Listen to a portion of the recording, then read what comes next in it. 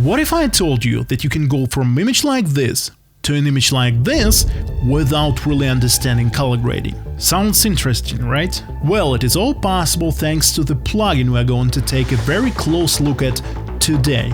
It is called Dehancer. A quick disclaimer before we begin. Of course, this plugin was given to me for free to make this video, but first, they're not going to watch this video before you do, and second, they're not going to influence anything I'm about to say. They even said to me that I am allowed to talk about drawbacks and that it is going to make their product better. So with that out of the way, let's begin. Now we've opened DaVinci Resolve and now we're going to have a look how this plugin works.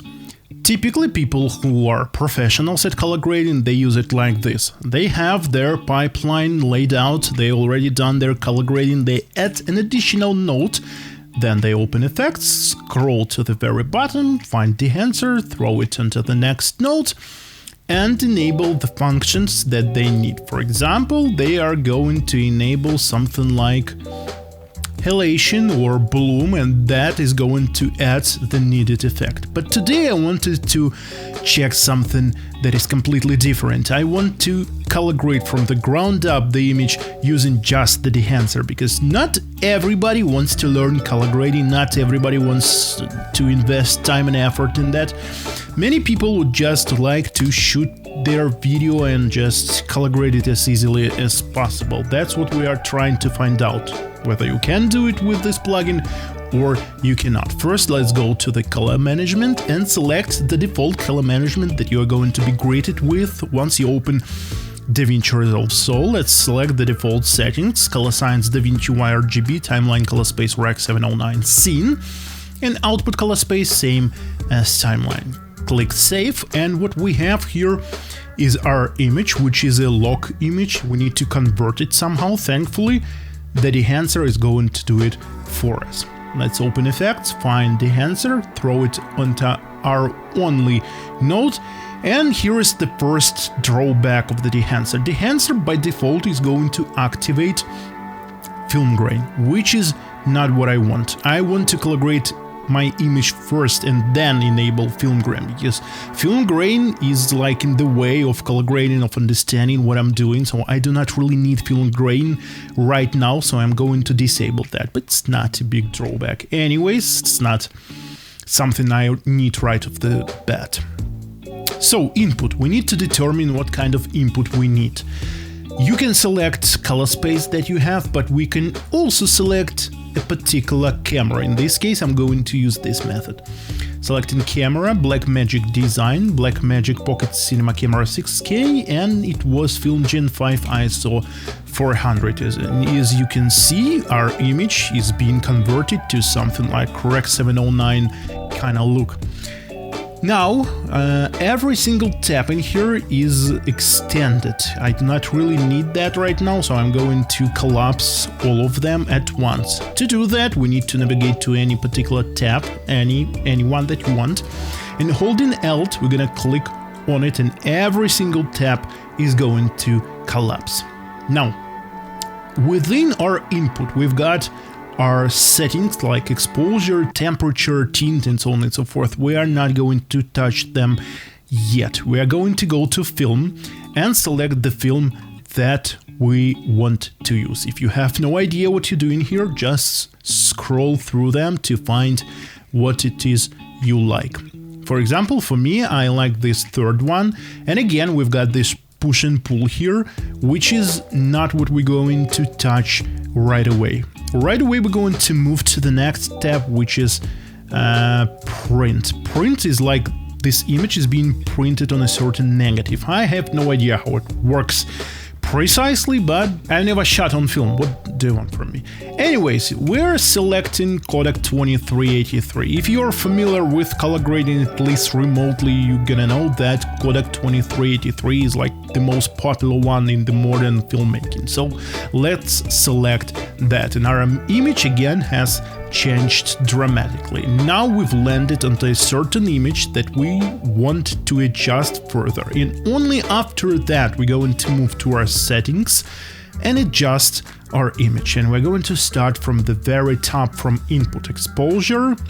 We're going to increase exposure a little bit, temperature, we can change that, tint, change that a little bit.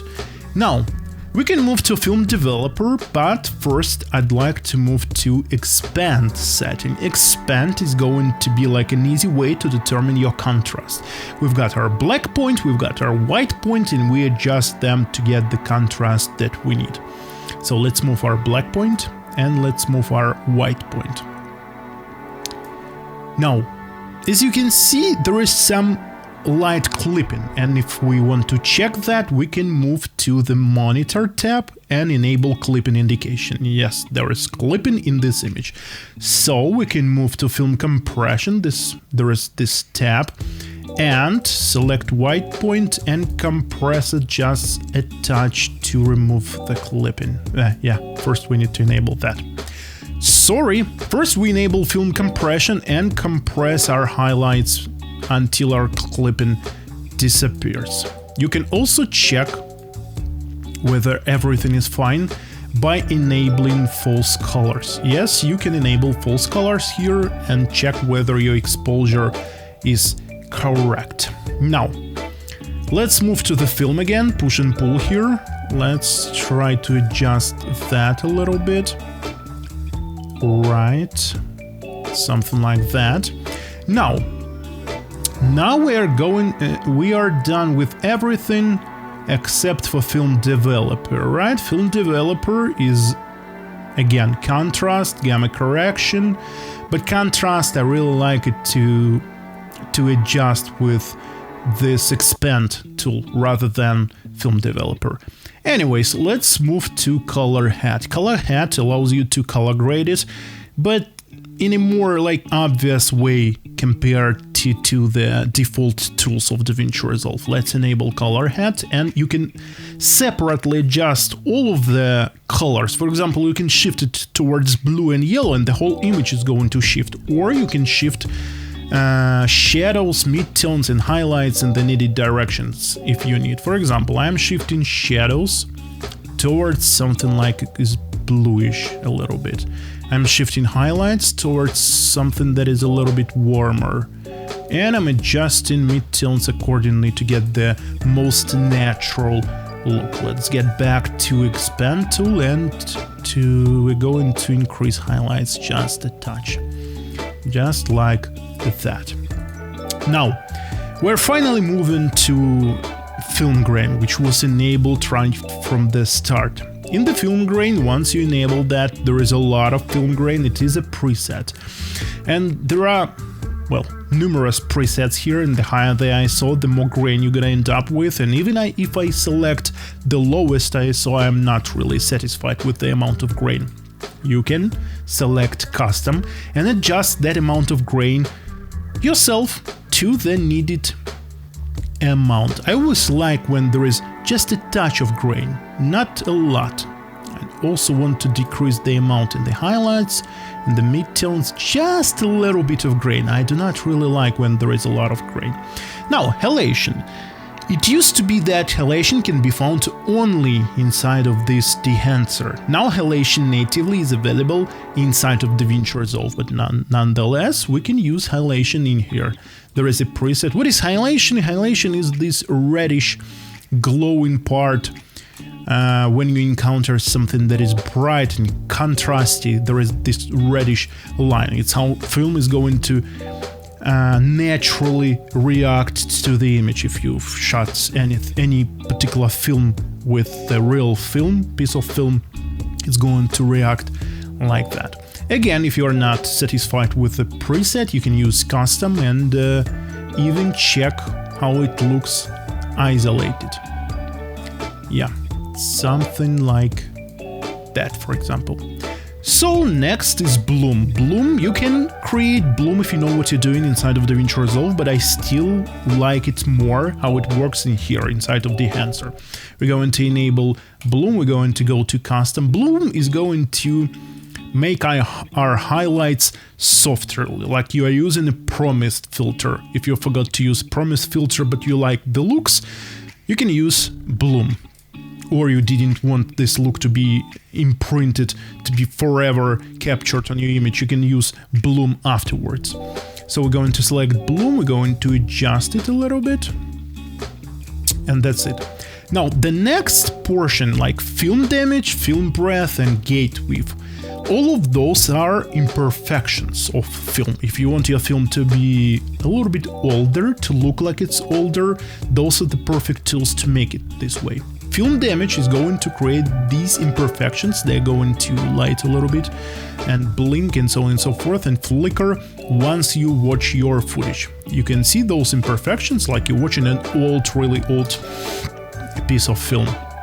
The same thing is film breadth, but film breadth is going to create variability in your exposure. So your exposure will just a touch and your tint will just a touch will move back and forth, indicating the imperfections of the film. Now, next is gate width. Gate width is going to move your image just a touch, just a little bit, because when the footage is moving inside of a camera, if it is an old camera, this footage, this piece of film is not going to move perfectly in a straight line. It's going to wobble to move just a little bit, and gate width is going to replicate that effect. The next one is vignetting. Vignetting, you are probably familiar with vignetting. The corners are going to become a little bit darker and the middle will be a little bit brighter. If you do not want to include those imperfections, you can just disable them. They are not like mandatory to use. Now the monitor, I already talked about that, false colors and clipping tools. Output, you can use it like a usual node, so it is like an opaque setting of this Dehancer. LUT generator, sometimes you want to export it as a LUT and use it during shooting on your monitor. So you can do that by exporting LUT in here. You can select LUT size and export a LUT.